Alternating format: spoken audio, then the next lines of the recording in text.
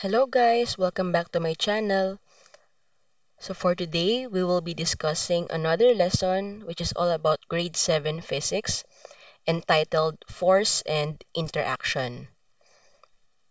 For this lesson, here are our learning competency and learning objectives. For our learning competency, we want to identify that forces act between objects and can be measured. Furthermore, for our learning objectives, we want to identify the forces that act between objects, to explain the effects of force on the motion of objects, to represent a force through a force vector, and finally, to differentiate contact force from non-contact force. But what is force in the first place? Forces are present in daily life, such as in simple activities, whether we are sitting, standing, writing, or playing. As long as there are interaction between two things or a thing and its surrounding, there is a force involved in that interaction. So in simple words, just like what you have learned in elementary, a force is a push or a pull. But now, since you are already in grade 7, remember the term interaction. So ano ba yung effect na interaction na yon? This interaction can set an object into motion or change its shape when applied. Punta tayo dito sa mga examples. So I have here a few examples and I want you to identify which of these examples or illustrations demonstrate a force setting an object in motion, bringing it to a stop, or changing the shape of an object. So alin kaya dyan? Yung nagpapaandar o nagpapagalaw ng isang bagay? Alin dyan yung nagpapatigil? At alin dyan yung nagbabago ng itsura or shape ng isang bagay? Okay, so first, catching a football. Is it setting an object in motion, bringing it to a stop, or changing the shape of an object? What do you think? Okay, correct. So whenever a player catches a football, it brings the football to a stop. How about letter B, stepping on a brake?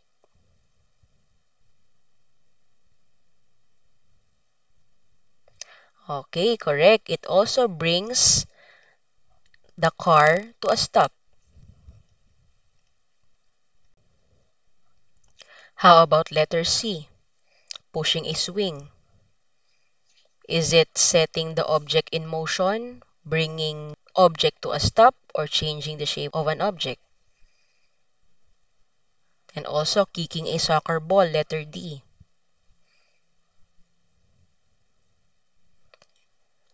Alright, so both examples shown on the screen sets the object in motion.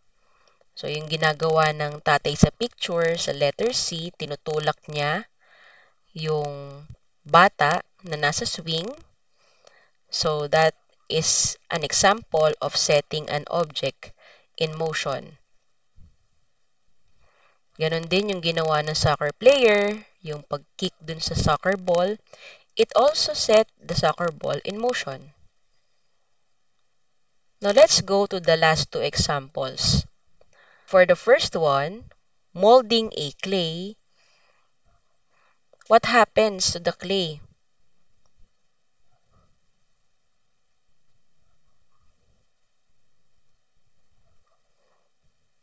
Okay, so nagkaroon po tayo ng changing the shape of an object. The same as letter F, inflating a balloon. So at the start, the balloon has a small size, but then when the boy puts some air on the balloon, then it changed shape. So as you can see, a force can have different effects on object. So for our first two examples, this force or the forces acted or given in these situations cause some objects to stop, while for the next two examples, the force set the objects or the person in motion. And finally, for the third set of examples, the force caused a change in the shape of an object. Now, let's examine the following situations. Where are the forces applied, and what are the effects of the forces applied? For example, number one, applying force on the brake lever. I want you to pause this video, then think of the answer. Ano ba nangyayari kapag pinipress natin yung brake lever sa isang bicycle? Okay, correct. Tumitigil yung bike. So, therefore, the force, the applied force in the brake lever causes the bike to stop. So, kung babalikan natin yung choices natin in the previous activity, the force brought the bike to a stop. So, that is the effect of the force. How about for the next one? Applying force on the shopping cart. Okay, so for this example, there can be two scenarios. First is when your mother is going to the grocery to shop for supplies, pwedeng mag-a-apply siya ng force para umandar or mag-move yung shopping cart. Or pwede din na nag-move na yung shopping cart at mag-a-apply siya ng force para tumigil yung shopping cart. So therefore, for this example, there can be two answers. Okay? The two answers can be that the force can set the cart into motion, or the force can also bring the cart to a stop. Okay? Number three, applying force in molding the clay pot. What is the effect of the force in the clay pot?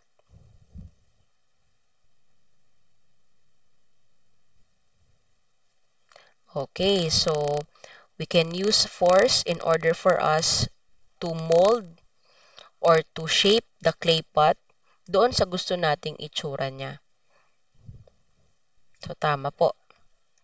How about number 4? Applying force on the ping pong ball.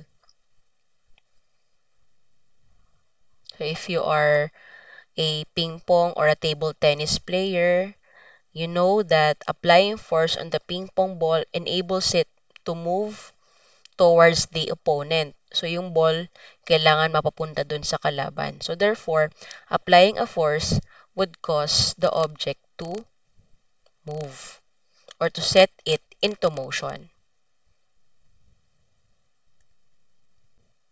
Finally, for our fifth example, applying force to the javelin. So, this sport is called javelin throw. In this example, you also apply force in order for the javelin to move from one place to another or to set it into motion. So let's discuss force in detail. Remember, class, that force is a vector. So a vector quantity is a quantity comprising of a magnitude and direction.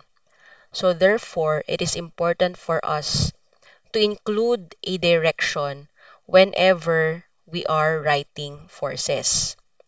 Now, as for the magnitude part, our unit or the standard unit for force is a Newton. Okay po, so what are examples of forces? We can write it as 50 newtons, 20 newtons, 100 newtons, and newtons can be written as a capital N. So as a vector, since sabi nga natin kanina, force needs direction, we can represent it as a line with an arrowhead as its tip. So the length of the arrow indicates the magnitude of the force while the arrowhead tells its directions. So on the right, we have a Cartesian coordinate system. So we know this in the horizontal axis. We have the x-axis, and the right shows the positive x. The left shows the negative x. While for the vertical line, we have the positive y on top and the negative y downwards. So the point of intersection of the x-axis and the y-axis is called the origin. Now, whenever we discuss directions, sometimes it would be easier to use compass directions, just like this. So how do we relate this with the Cartesian coordinate system? So, yung east natin, that is your positive x. Yung west natin, that is your negative x. The north is your positive y. And the south is your negative y. So let's try to draw accurate representations of the following forces. So here, we have a scale of 1 centimeter is equal to 14 newtons. However, we don't have a ruler here in Canva, which I am using. So I will just be estimating the distances, all right? So we have these examples, 20 Newton east, 100 newtons west, and 120 newtons east, southeast. So I advise you to use a ruler or a graphing paper when drawing these forces if your teacher asks you to draw these forces. However, for the sake of demonstration, I will be estimating since I don't have a ruler here. All right? Okay, again, we have this example. So we will be starting with 20 newtons east. So I will be writing that here, 20 newtons east. And our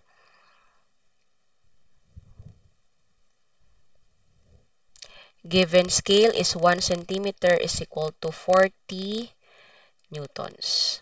So let me use a thinner pen.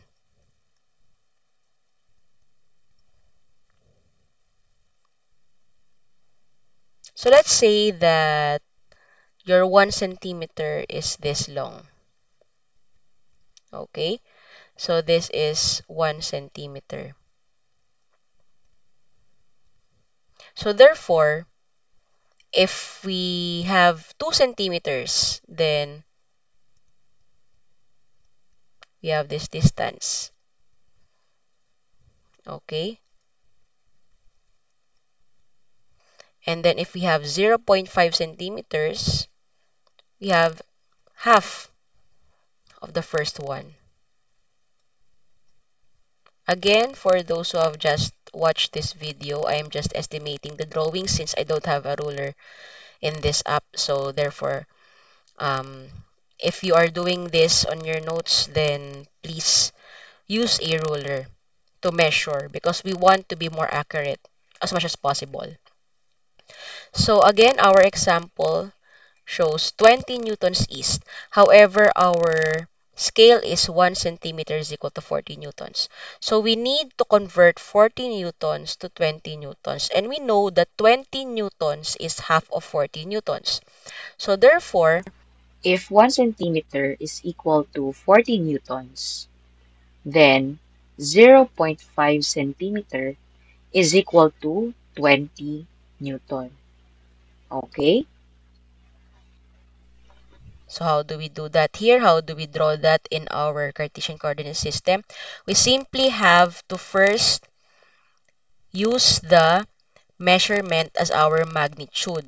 So again, ito po yung gagamitin natin kasi nga 0.5 centimeters siya. And since indicated po na siya ay east, then we have to draw that in the east side. Okay, ito po. So, ganito lang po siya.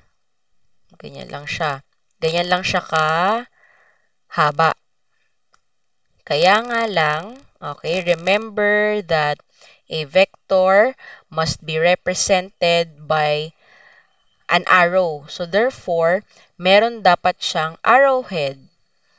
So, ang gagawin po natin dyan ay, okay, let me zoom this in. Okay. So, gagawin po natin, kung ito po yung ating projected measurement, is ito drawing natin yung haba na yan, tapos lalagyan po natin ng arrowhead. So, that is your 20 newtons east. Okay po? Ganyan lang siya kahaba. Again, I'm estimating here. Whatever you see here is not actual 0.5 centimeters. But then, on your notes or on your papers, you can be more accurate by using a ruler. Okay po? So, next, let's have 100 newtons west. So, nasaan ba si 100 newtons west? So, 100 newtons west. So, obviously, west is in this side. So, we will be drawing it there. But how long? Okay. Sabi natin kanina, ganito kahaba kunwari, ang ating 1 centimeter. And our scale is 1 centimeter is equal to 40 newtons. So, ilan kayang centimeter ang mauubos natin dito sa 100 newtons? So, 100 newtons divided by 40 newtons is how many? Okay, that's 2.5. So, therefore, we need 2.5 centimeters. Okay, so gaano kahaba ang 2.5 centimeters? Then you should have twice this and a half. Okay, so how do we draw that? So, for example, that's 1, 2, and half. Then don't forget your arrowhead. Okay, so that's your 100 newtons west, 2.5 centimeters long. Next, the last example says 120 newtons southeast. So, this time, oh sorry, it's 120 newtons. So, this time, it's not south, it's not east, it's southeast. So, class, whenever you see southeast, northwest, northeast, remember that this is exactly 45 degrees, okay, from each axis. So, gitnang-gitna po siya. Okay po. So, ngayon, ang tanong, gaano siya kahaba? So, again, using the same scale, so we have 1 centimeter is equal to 40 newtons. So, we know that 120 newtons would be equal to 3 centimeters. So, therefore, I will be drawing a rough estimate here. This is southeast. So, nandito siya. So, dapat gitnang-gitna po ito. And, tatlo lang po.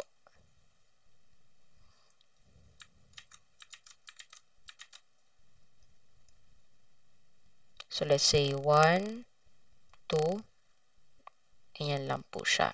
3.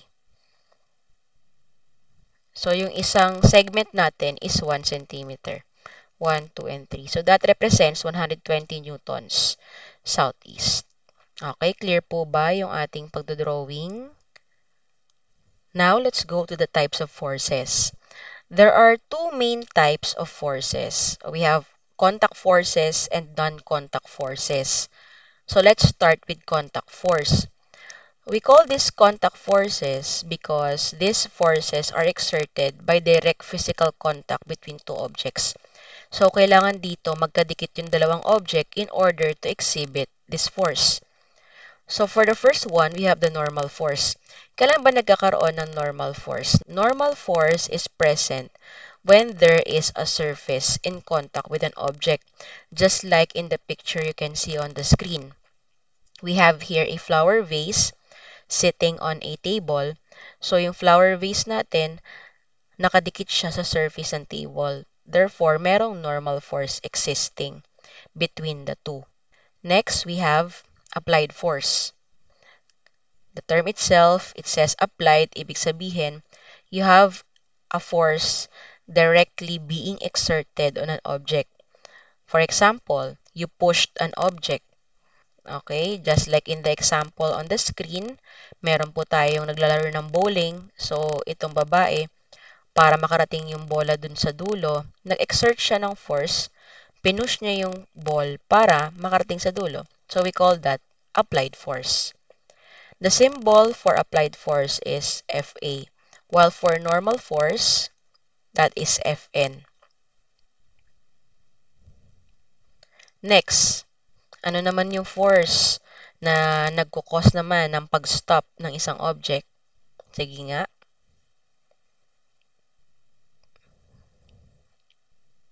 Okay, so we call this friction force or frictional force or simply friction.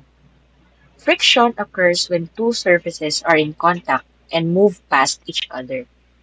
So friction depends on the type of surface. For example, in the picture, you have a wheel or rubber in ice.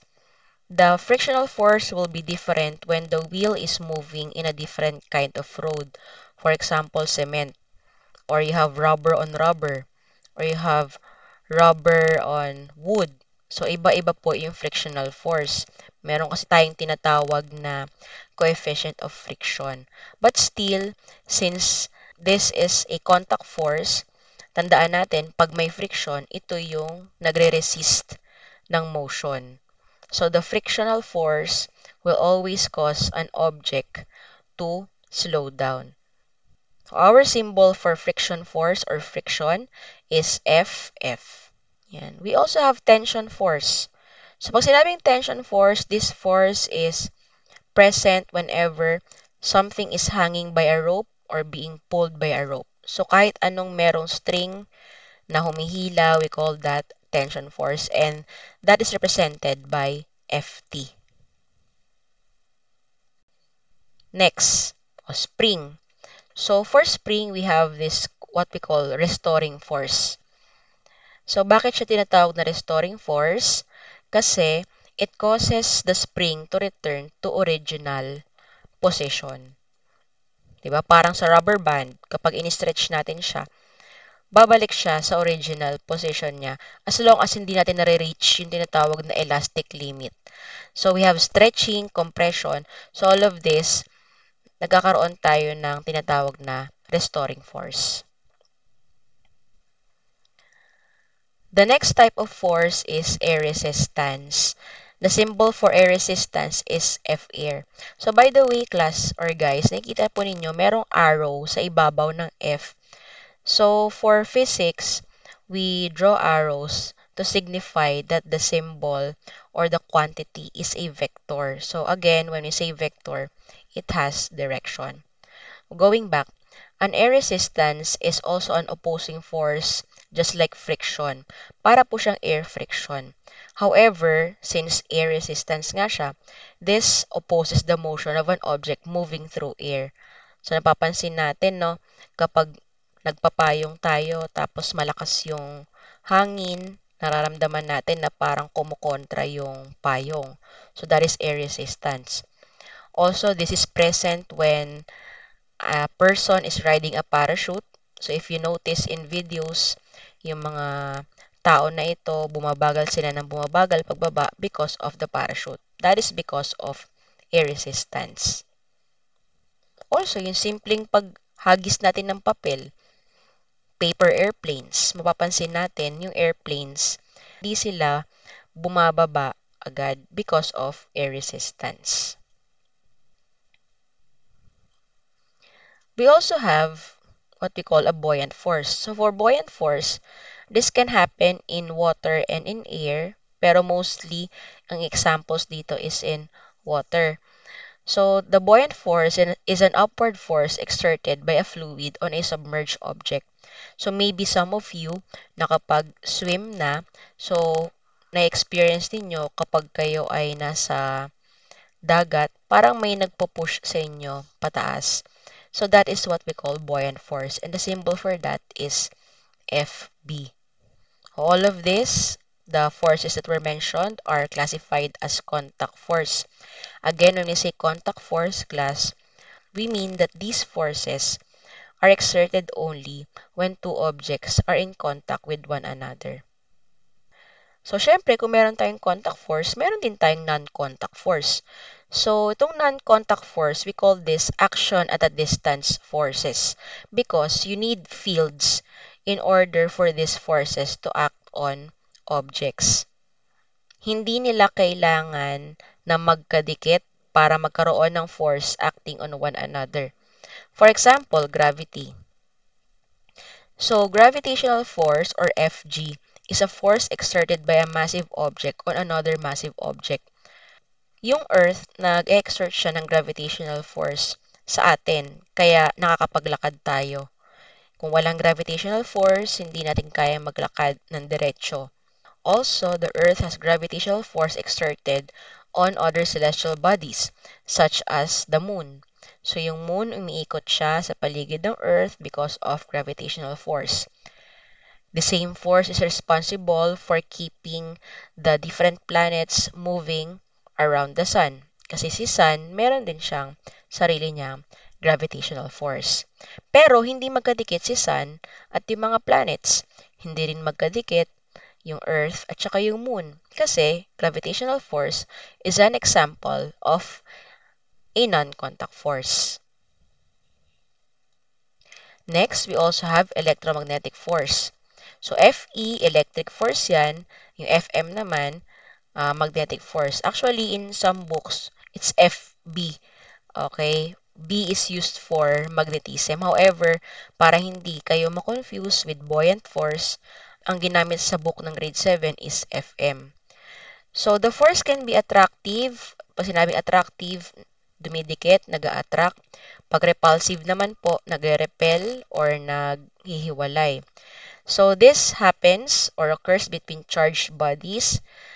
For example, if you have a positive charge, it attracts a negative charge and repels another positive charge. At the same time, for magnets, if you have a north pole, it attracts a south pole, but a north pole will repel another north pole.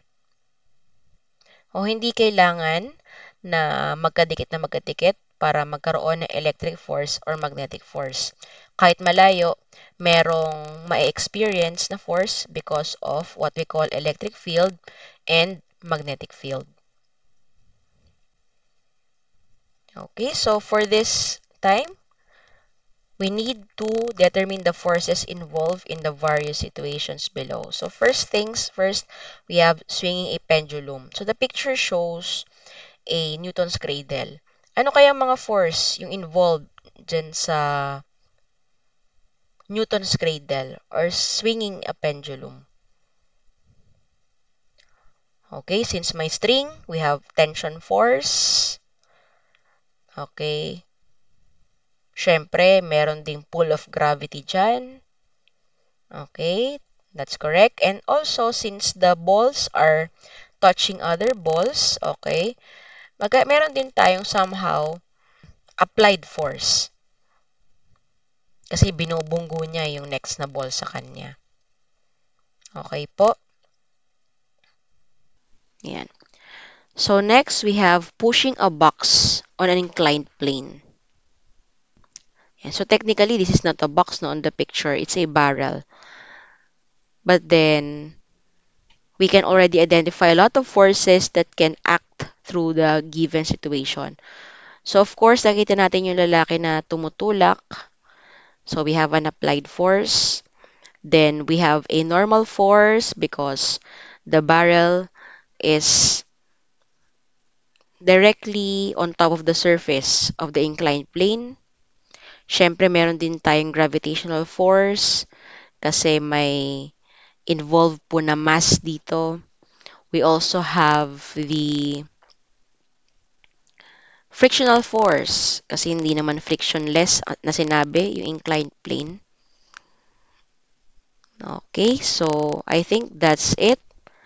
So, with regards to how we draw these forces, that is for our next video lesson. So for now, it's enough for us to be able to identify what are the forces involved in various situations. And of course, syempre, identify what a force is and differentiate the examples of forces. Okay, so that's it. I think we have already covered the concept of force, the types of force, and also identifying the effects of forces on different materials. So that's all for today. I hope you can watch my other videos with regards to grade 7 science. So see you in my next video lesson. Bye!